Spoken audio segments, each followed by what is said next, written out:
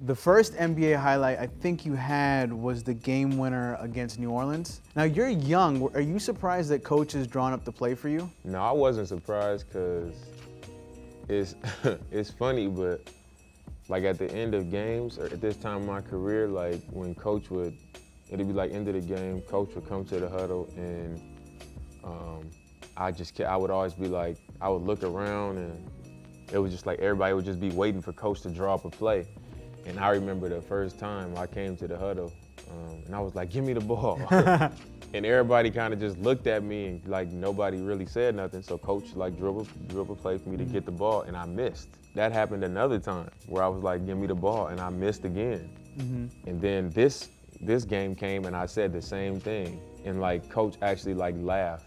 Like I remember in the huddle, he kind of like smirked a little bit. And JJ Hickson, who actually is in the game right here, I remember he saying, boy, you were crazy. MF, like, he kind of laughed at me walking on the court like, bro, you crazy. And I finally made one. But I was asking for the ball and missing the shot like 3 times before this happened. You didn't have the Dame time celebration yet, right? What year did you break that out? My 3rd year, I think. Okay. 2015. I've never planned the celebration. Like when I did it, I just like, it was on the spot. Like literally on the spot. Your rookie year was great. You won Rookie of the Year, but one of the big moments was when you played Kobe near the end of the year. Kobe killed me this night. You had 38 too, though. He had 47. Yeah, he did. But were there nerves before playing against Kobe at all? I don't know if I would say nerves. Like we played the Lakers the very first game of the season, my rookie year. Like opening night, it was Halloween. And that night I was like closer to nervous than any other time. Like I don't really get nervous. But that night I was just like, man, they got Steve Nash, Kobe, Dwight, Powell. I mean, they had everybody. Antoine Jameson got drafted by the Warriors when I was a kid. I had season tickets. Like, so I'm playing against them, and that night I was like excited, but I had more like butterflies than nerves. And by the time this came, like we had a bunch of players out, injured, and I was like, we're not making the playoffs. Like we don't have nothing to lose, and I'm gonna come to battle Kobe tonight. Yeah. And it didn't work out. Well, he was guarding you and you were guarding him, and you like he scored on you, and then you went down the court and scored on a 3, and it was a cool back and forth. Yeah. And he actually showed you love after the game. Like, look at his face. Yeah. I mean, that's what he said after the game. He was just like, man, you cold. You just keep working. It was like that. He just showed a lot of love, and he had like a lot of encouraging stuff to say. So right at that moment, I wasn't really thinking like, man, this is Kobe. I was like more in a competitive space. So I was like, you could probably see, I was just kind of like, I ain't really trying to hear it like that, but I mean, that's Kobe. So yeah, and then in the post game, he said, let's listen to this. Damian Lillard certainly didn't look like a rookie tonight. You had to find an answer for him. You did late, but what do you think about his game? I mean, that boy is serious, man. He's serious, and he's not afraid of anything. And, he has a whole package. He's got the 3-ball, the mid-range, get all the way to the rim, obviously. And we just had to go get him. We just had to say to hell with it, just go trap him. When you heard that, what was your first reaction? I was like, that's crazy. Like, because during the game, I didn't really think about it like, I can't believe what I'm doing, or I can't believe like I'm going back and forth for Kobe. I wasn't thinking about it like that. And then when it's usually different when you play in the game and like you expect stuff of yourself and you like, I'm in the NBA. Step off the court and step outside of your own mind, and you got the Twitter and all that stuff, and everybody who's always known you is texting you like, you just went at it with Kobe. You just had 38 and something, and you like, we just lost, and that type of attitude. But everybody else, they seeing it like through a different lens than you are, because it's happening to you, you know what I'm saying? So it was, once I got out of it and I was like watching it on TV at home after the game, I was like, wow, that really just happened. And he isn't a guy that shows respect to everybody. Yeah, I mean, I think he respected that I didn't come out there on some little bro stuff. Yeah. Like I didn't just come out there and just back down because he Kobe. What have you kind of improved on since then? I think some of the main things I've improved on since then is probably my range, being able to do a lot of that stuff, but from further out. So it's like the rim, mid-range 3, and then deep 3. Yeah. Changing my pace. So like how I get to the shots in those different spaces, how I get to a step back, how I get to a floater, how I draw a foul, just changing my pace, and just thinking the game, just being smarter. I think that's been probably the biggest jump that I've made from watching film. I mean, 7 years of experience now, so. Yeah. Where did you get your confidence from? Because the game winner against Detroit, can you walk me through this one? Well, I knew I wanted to get the last shot. I didn't want to really get too deep because Andre Drummond, Josh Smith, like them dudes, good shot blockers, especially at that time. So I didn't want to get too deep, but I knew that if I can just get a shot off, I knew I would, have a pretty solid chance because, I'm always able to get a shot off at least. So, I mean, that was a tough shot, but I got it off, so. Kobe said his favorite feeling was quieting a crowd in an away game. Is that up there for you? Or would you rather hit a game winner at home? I mean, I think I just naturally play better on the road because of that. Yeah. Like it's like the only people you have on your side is your coaches and your team. There's probably a few fans in there, but you probably can't hear them. So quieting the crowd or just like deflating the crowd, just taking the energy out of a building. You come out up 5 at halftime, you come out in the third quarter and go on a big run, go up 21 to end the third. And then the fans just like, should we stay? Should we just leave? Is it over? You just kind of take the energy out of the building. I think that feeling is just as good as hitting the game winner on the road because it's just like you take the life away, you know what I'm saying? And is the end of game your favorite situation? Because the game winner against the Cavs was like another one. I mean, I love the end of game. It's like a intense moment because it's literally like win or lose most of the time. Like this situation, I was as calm as ever because it's a tie game. If I miss, we go to overtime. Yeah. It's like whatever. But like, it's usually an intense moment because you like, oh, we right here. Like it's a tied game, but if I hit this, it's game. If I miss it, it's overtime, but like you never want to go to overtime on the road, So I don't know, it's just a great feeling when it's like, okay, they didn't get away on you and go up by 15. You didn't get away from them. We right here. Like, this is it. Why do you think you're such a good closer? Because I don't fear the moment. Yeah. I just don't. If I miss the shot, I can live with the criticism and I can live with the blame and all that stuff. And if I make it, I can handle like the success. It won't make me think too much of myself or it won't make me like get carried away. It's what I expect because I know how much time I actually put into this stuff. So yeah. Well, you had this sequence where you hit like 4 straight threes. What's this feel like when you just drop 4 threes on them? We not losing tonight? Yeah. I mean, once I saw like 2 in a row go in, I was like, I'm about to just go ahead and try to just finish this one. Like that's why I took this one after the second one. I was just like, we're not losing this game now. Are there moments where you even impress yourself? Not until after I watch the game.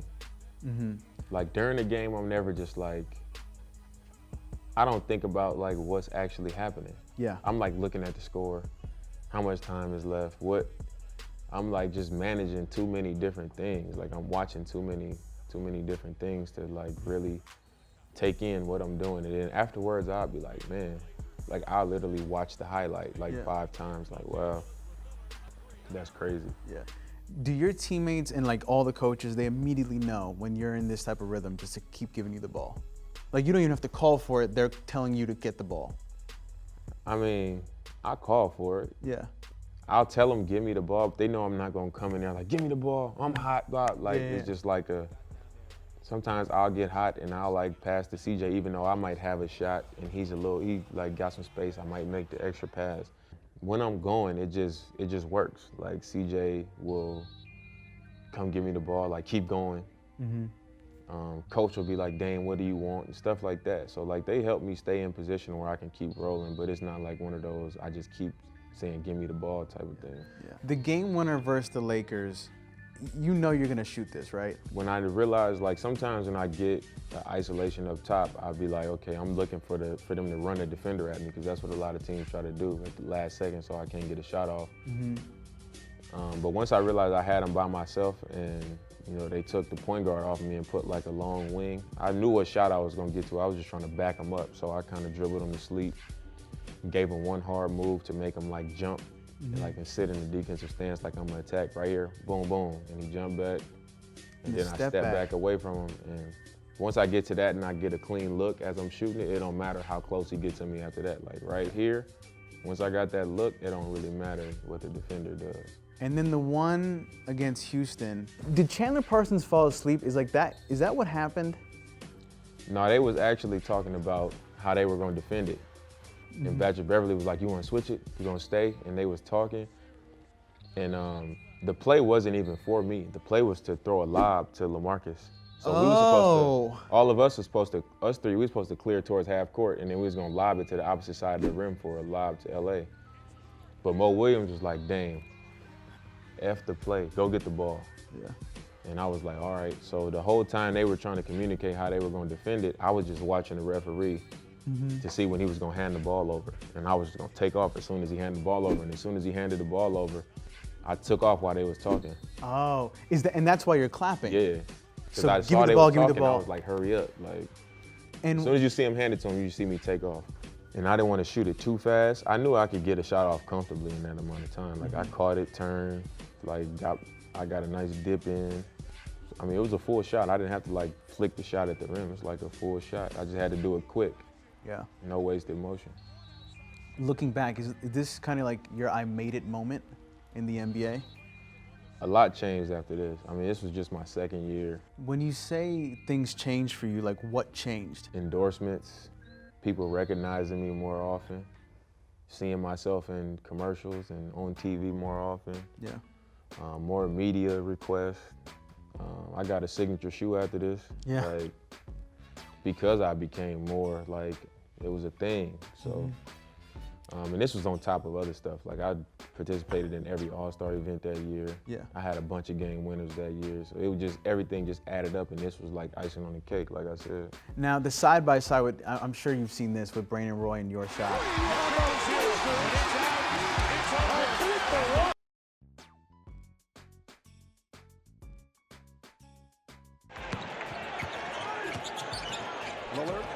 Same team, same That's area. Have you talked to Brandon Roy at all? Yeah, I spoke to B-Roy a lot. Yeah. Because you never overlapped as teammates, right? But I'm No, sure. my rookie year, he played for Minnesota. He signed to play with Minnesota, and he was hurt most of the year, so I think he played like one game maybe.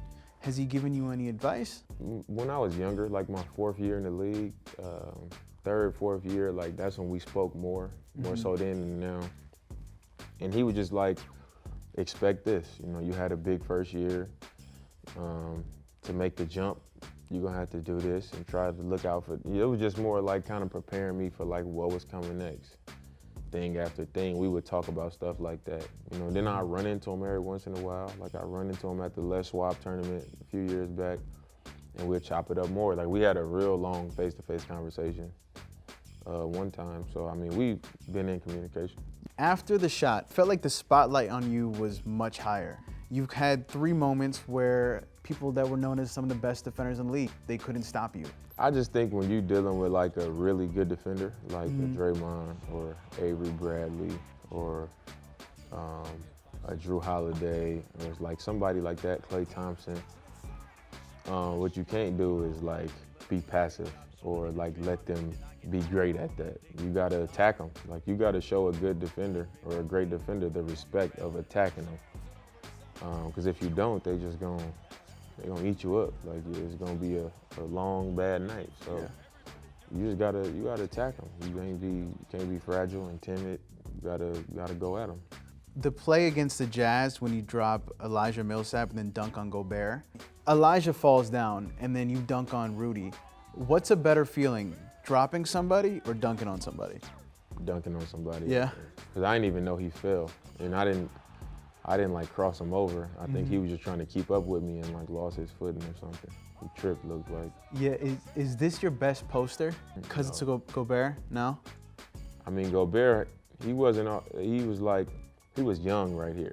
Like, I don't think he was like the defender. He didn't have the timing that he got now. But then you also had the move against John Henson. And I'm trying to figure out why he fell. I think it was I like to go left. Yeah. And I'm sure in their scouting report, they knew I like to go left. So when I put my right foot into the ground, like I was gonna explode that way, I think he just tried to anticipate my movement, and he took a step that way, boom, right there. Yeah. And when I changed direction, I think he just tripped. Yeah. What do teams try to do to stop you? Traps, double teams, loading up. Like if I'm on the left side of the court, if they guard the person to the top, they on the outside of the lane line. If they guard somebody in the opposite corner, they're pulled all the way over on opposite lane line. So where if I skip it to the opposite corner, they just gonna bank on the fact that they can close out, on that long pass. Yeah. But they gonna load up and make sure that I'm not the one that's, getting clean looks and getting to play against one person. They make me play in the crowd. Yeah, they just try to make it tough on you because Exactly. no matter what, you're still gonna get your 20, 25, 30, right? I get too much opportunity to stop that. Yeah. I'm allowed to shoot as many shots as I want, what shot I want. So it's hard to stop people when they got that kind of freedom. Yeah. These next 3 game winners, before every game winner, you had a huge dunk. So the Nuggets play, you go down the middle of the court, dunk it. Then to tie the game, what happened here? How come they lost you? Well, because we sent one guy off. We sent CJ off first, and he kind of just ran wide, so his man wouldn't be able to help because he had to chase him. And the guy guarding Myers had to stay close to Myers because Myers could shoot. So usually in that situation, the big would back off and protect the rim, but Myers could just pop to the ball and get a shot if he did help on me. So he stayed attached, and we knew that was gonna happen. Yeah. And then end of the game, same thing, right? Just there's no stopping you once you go down the court. I mean, for Reed, I knew I was gonna get around him. He was close to blocking it, though. He was very close. Let's look at this replay right here. He Like, was he was- so close. And then in the next one, this is your best putback dunk, though. Oh, yeah. Yes. This was last season. Dang, It I is- guess I do get a good dunk every time I get a game winner. If you're a defender, what should you be trying to do here? He let me get left, first of all.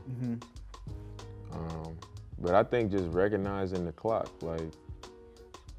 I would have saw how long I held onto the ball. Right now it's 4 seconds left and I'm that far away. I would just made, Devin Booker was already at the nail at the free throw line.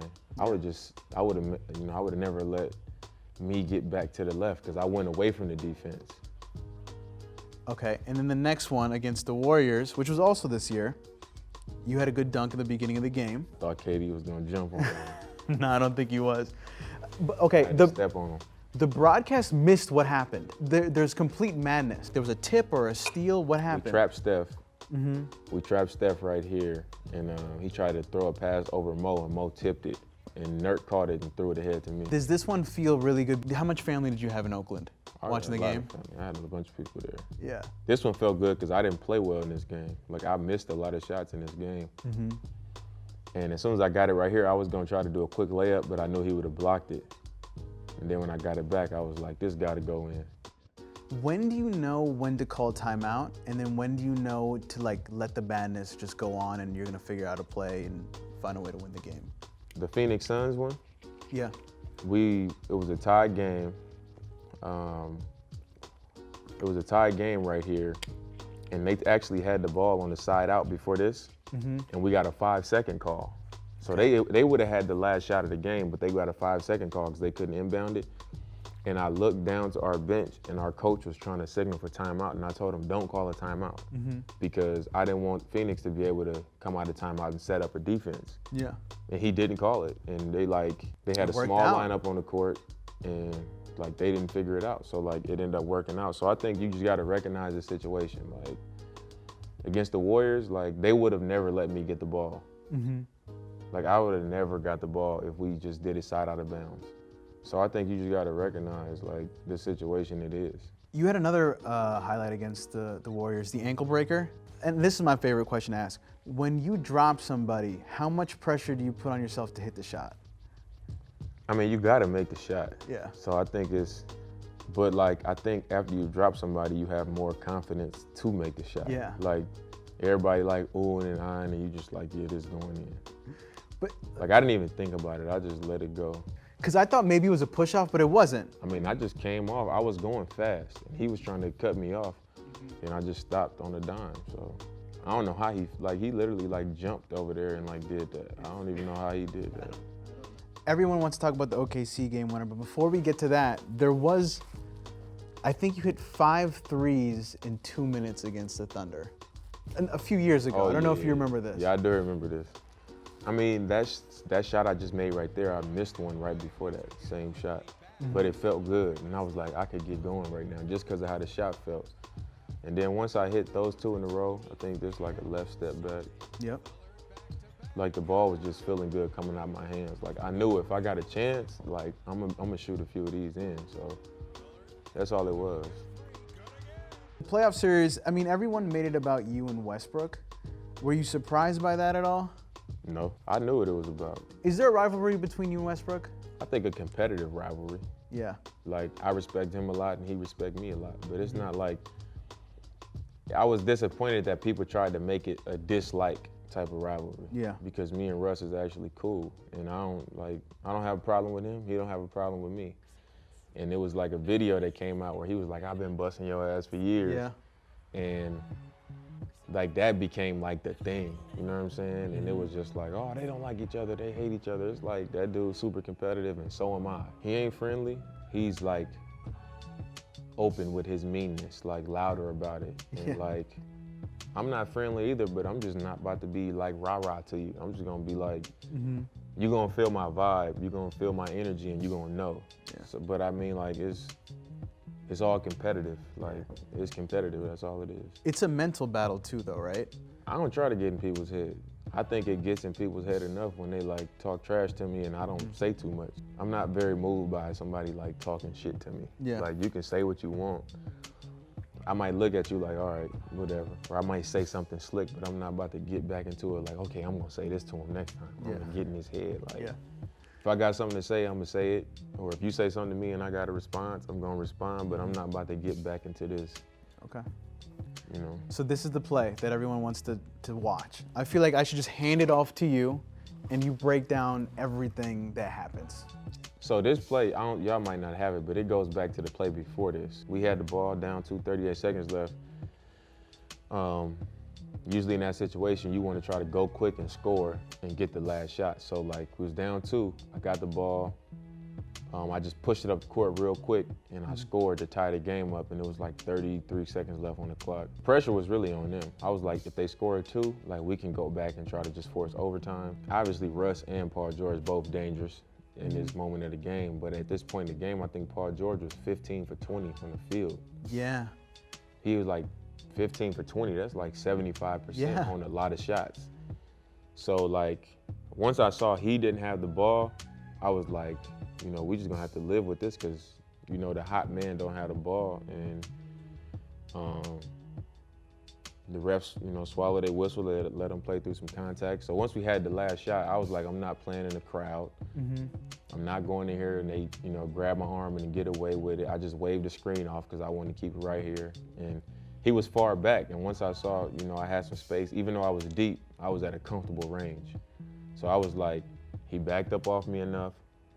I went between the legs just to get him to move a little bit to my left, and he moved to my left, and I stepped back to the right and got a clean look, and game.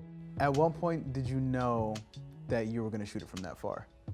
I knew as soon as I was going to call the screen up, and then I realized that I had the space, and I told him, stay over there. That's when I knew. Like, right there, I was like, okay. Because I'm looking at him, and there's 7 seconds left. I'm like, okay, he way back there. I cross over, he moved to my left, and clean look. There was no doubt in your mind that you weren't going to call timeout, right? I was not calling the timeout at all. You can see after Russ missed, I ran straight. I almost went out of bounds trying to go get to the ball. Yeah. What was your reaction when Paul George said that was a bad shot? I just laughed. Like how? You were 8 of 12 from 30 feet in the series. Like, not in the entire season, it was that series alone. Is this the best shot you've ever made? Is this better than the Houston shot? I think this one better than Houston. Because then you waved them goodbye too. Yeah, that was on the spot too. I'm sure it felt a little bit sweeter though, right? Because of kind of all the back and forth and. It was a lot of back and forth in this series. Like we was like going back and forth on the court, in the press conferences, like everything. It was a lot. They thought they was better than us, and we thought we was better than them. And they said stuff, we said some stuff. Was this the best game you ever played? That's funny you said that, because I was working out this morning with one of my coaches, and I actually watched this game last week, like the entire game. And I was telling him how we was down 15 in the fourth quarter. We started the game off, I think we was down 15. CJ was in foul trouble, so he sat out most of the first half. Having 50, hit the game winner, series like walk off. I told him literally this morning after we worked out, like, I think this was probably my best game. I completely agree. The face, this became a meme right afterwards. Yeah. Are you gonna hang this in your wall one day though? I already have it. You do? Yeah. Where is it hanging in your house? It's just on the wall.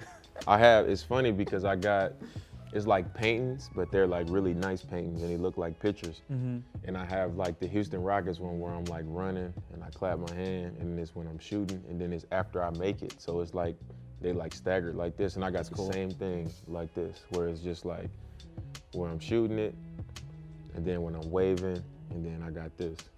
How many times have you seen the clip? This one? Yeah.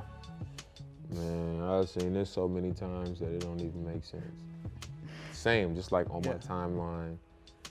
I see it like after it happened, I watched it a bunch of times. Our team, like the day after we won the series, everybody was like watching it around the facility, like playing it over and over, like, look what he did, look what this person did.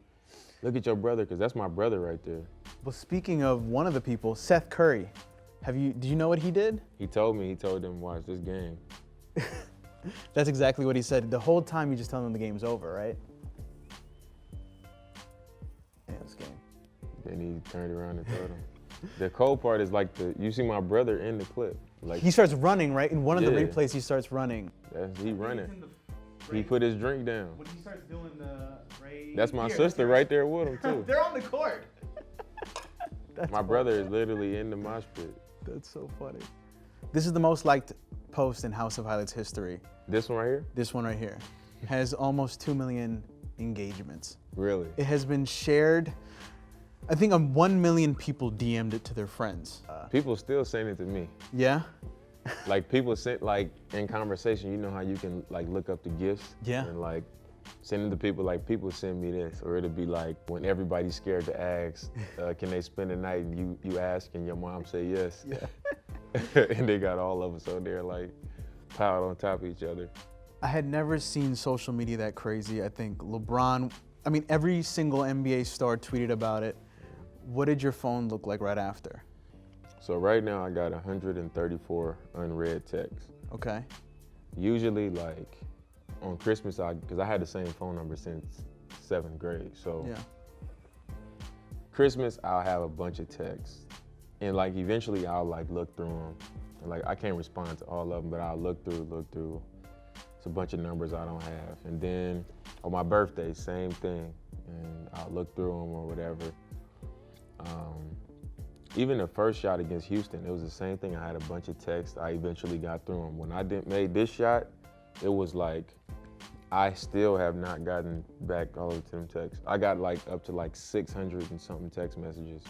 I've been slowly getting like the number down, and I'm still at 134. And that's literally all from this and then like my birthday and like everything after that. So it's like making it to the Western Conference Finals, and it was just like building up, and like I still haven't got back to like no unread texts. Everyone now says that this is the shot that ended the OKC era. I wouldn't say like they said, all right, he made this shot, we blowing it up. But That's it's fair. like kind of like Put the wheels in motion. losing this series, and I wouldn't say that it did it, but I think like the fact that we beat them and that shot did it. So You said this shot was better than the Houston shot, right? the OKC one, yeah. Yeah. Because you're the only player to have 2 series-ending shots. It has to be cool to kind of be the only person in history to have that.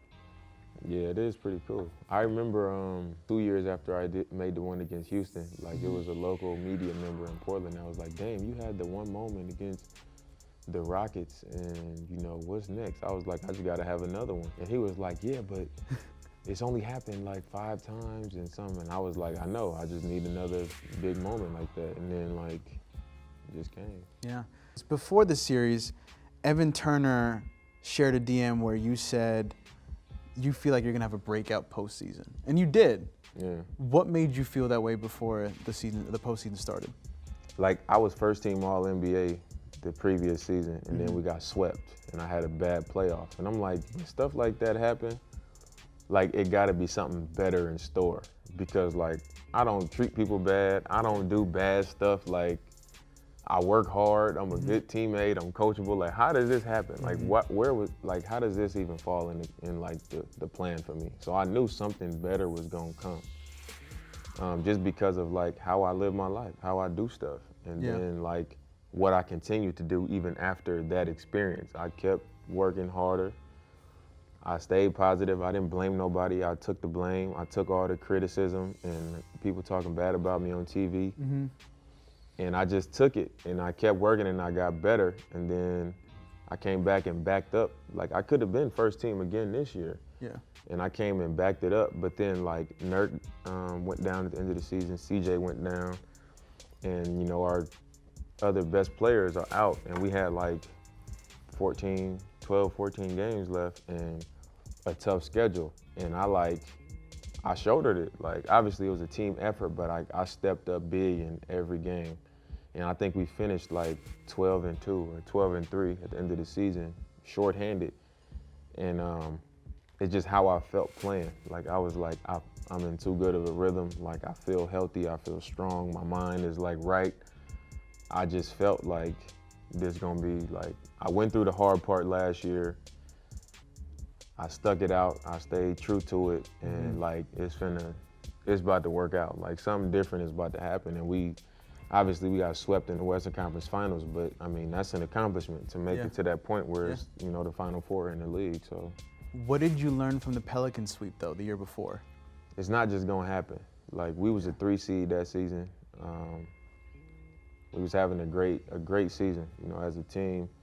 We got home court for the first time since I've been in the league. And I didn't think we didn't have to play, but coming into the playoffs, I thought it was just gonna continue to roll in our direction. And then we came out, lost game 1.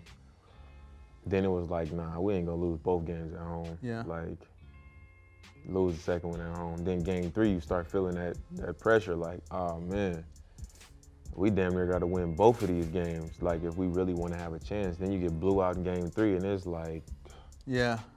They not gonna talk about nothing else but like, Dame, you didn't do this. CJ, you didn't do this. Like, and then you get down 0-3, and it's like, you getting trapped, you getting double teamed, and they not gonna say that. They gonna say, man, Drew Holiday locked Dame up.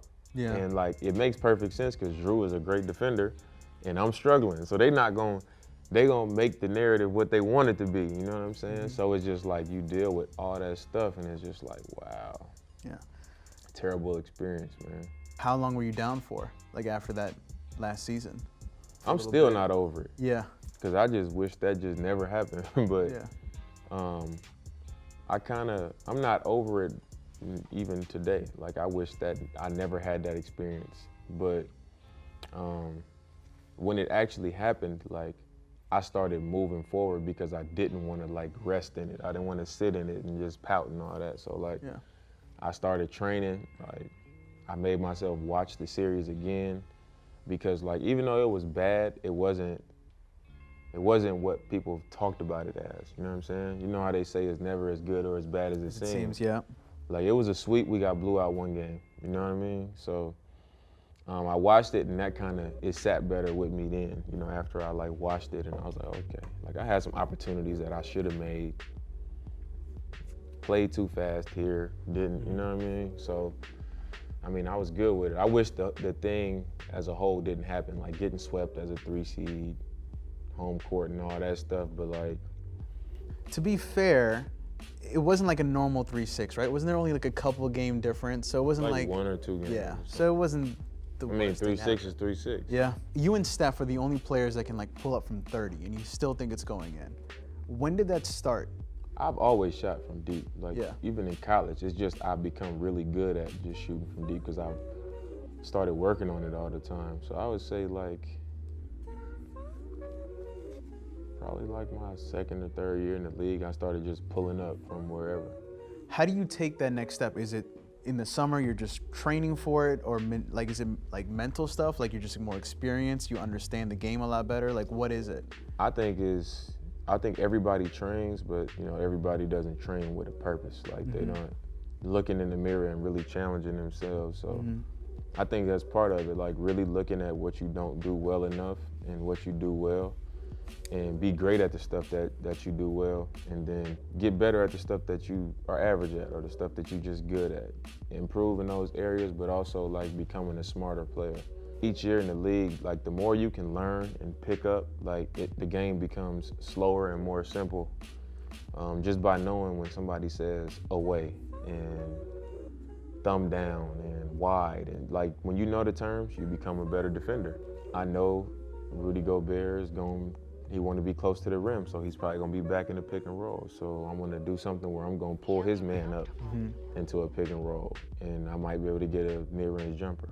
Or if we play in the Warriors and I know Draymond Green is gonna switch, I'm not gonna call him up, his man, to come in the pick and roll. I'm gonna call the other big. Like my first year, I would just call up whoever, like just come set a screen, you know what I'm saying? And you'll see young players do it now. They'll do stuff and I'll be guarding them and I'll be like, yeah, they don't even. They don't know yet. They don't even know, like, but I think just really like learning the game, watching yourself on film and getting better, like feeling, like seeing what you need to improve on instead of watching your highlights, you know? Yeah, and then have you had time to reflect on being the kid that was overlooked in high school, overlooked in college, and now signing a $200 million extension? Like, have you had time to reflect on kind of the journey that you've had? I never really like look at it like that. I just always like, I'm always on to the next thing. I got signed an extension now. I got to like get ready for I got to put another season together. Like, I'm just always on to the next thing. So I never think about like, okay, of course I remember like how it all started, but sometimes I forget like the moments in between, like first year, second year, third year. Like it's easy to forget about it until you see like stuff like this and you're like, man, that actually happened. Is it weird to you though? Because I feel like every time you do an interview, they ask, why don't you want to leave Portland? I think people would love to see me leave for two reasons. Because it's what's trending right now. Like they want to see this player play with that player, and they want to see this dude play in this market. Like it's sexy like what players are doing is sexy, and it's like I'm not overly trying not to be one what other players are doing. Like if I was unhappy and wanted to play somewhere else and didn't like my coach and didn't like the city I live in and all that, like I would go somewhere and play that I would rather be or think I would rather be, but I'm not in that situation. I like the team that I play for. I like the coach that I play for. I like the organization. I like living where I live. It's like close to home. It's a slow-paced city, and it fit, you know, I think. So everybody wanted to see that trend, and that's one thing. And I'm like, why would I change teams? When you saw the Clippers though, because I was about to go to sleep, and then I get a notification that Paul George has been traded to the Clippers. And then I see another tweet that says Kawhi Leonard signing with the Clippers. I ran to my TV and turned the TV on to make sure it was real. I was in the pool in Mexico. Okay. And we was like waiting on stuff to happen the whole time. And my boy was like, Paul George just got traded to the Clippers. And then like 10 seconds later, he was like, and they just signed Kawhi too. And I was like, what? That don't even sound right. Like, why would the Thunder trade Paul George? Like, what did they trade? What did they get for him? And it was just a trip. You know, I couldn't believe it. Is there anything you can tell me about Space Jam 2? Have you filmed your scenes yet? Yeah, I filmed it already. Space Jam 2, yeah, I mean, what I can say is I think people are gonna like it. Yeah. You know, I really like the story that it's gonna tell. And I actually have a solid role. You know, it's not just a cameo. I got high expectations. Okay. So everyone should go right now, Apple Music, Spotify, check out your album, look up Dame Dollar. Everybody should go, every platform, Dame Dollar, the new album, Big Dollar, tap in. And I want to say thank you to you because this is the most I've learned from reacting to highlights, and I've done it a few times, and like you were able to break down everything. So I really appreciate that. Sure, So man. I'm gonna be bothering you in a few years because we're gonna do this again. Let's But do thank you it. so much. Guys, please check out his album. It's really good. My favorite track is Beach.